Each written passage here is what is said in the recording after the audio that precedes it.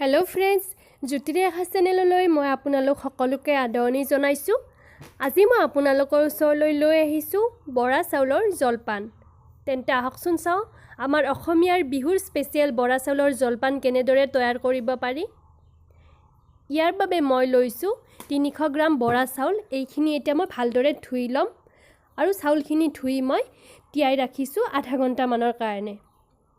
আধা ঘণ্টা পিছত চাউলখিনিৰ পৰা পানীটো মই গুচাই লৈছোঁ।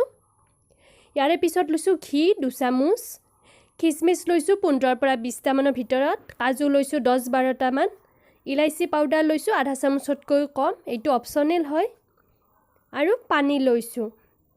প্ৰথমতে মই কেৰাহীটো গৰম হোৱাৰ পিছত ইয়াতে ঘিখিনি দি দিছিলোঁ আৰু ঘিখিনি অকণমান গৰম হ'ব দি দিছোঁ, বেছিকৈ গৰম হ'ব নিদিব। ইয়াৰে পিছত কাজু আৰু খিচমিচখিনি ইয়াতে এড কৰি দিছোঁ। গেছৰ ফ্লেমটো মিডিয়াম কৰি ৰাখিছোঁ আৰু মিডিয়াম ফ্লেমত এইখিনি মই 2 মিনিটমান সময় অকণমান ৰঙচুৱা পৰালৈকে ফ্ৰাই কৰি ল'ম। বৰা চাউলৰ জলপান আপুনি যদি পাৰে ননষ্টিকিত বনাব, নহয়তো কুকাৰত বনাব পাৰে। চাউলখিনি এড কৰি দিছোঁ আৰু মিডিয়াম ফ্লেমত চাউলখিনি মই 2 মিনিটমানৰ কাৰণে 2-3 মিনিটমানৰ কাৰণে ফ্ৰাই কৰি ল'ম।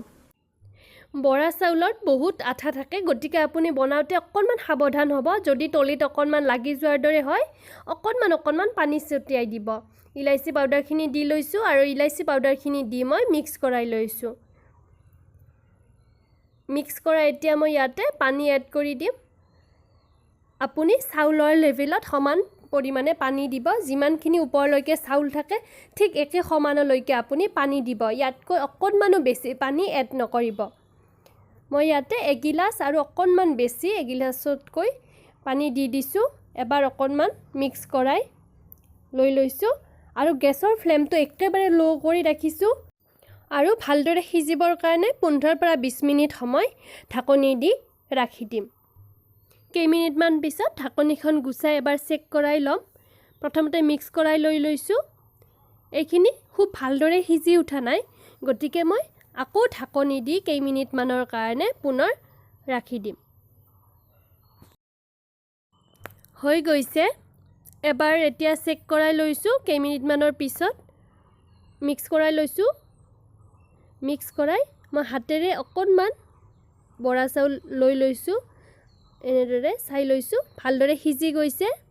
আপোনাৰখিনি যদি ভালদৰে সিজি উঠা নাই তেতিয়াহ'লে আপুনি অকণমান আৰু পানী ছটিয়াই দি কেইমিনিটমানৰ কাৰণে ঢাকনি মাৰি থৈ দিব।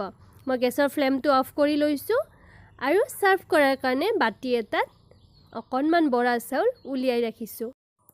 এনেদৰে আপুনি বিহুত বৰা চাউল বনাই দৈ বা গাখীৰৰ সৈতে গুড় মিক্স কৰি জলপান হিচাপে পৰিৱেশন কৰক।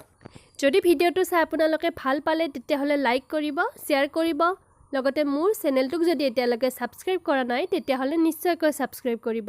এতিয়ালৈকে আহিছোঁ, ধন্যবাদ।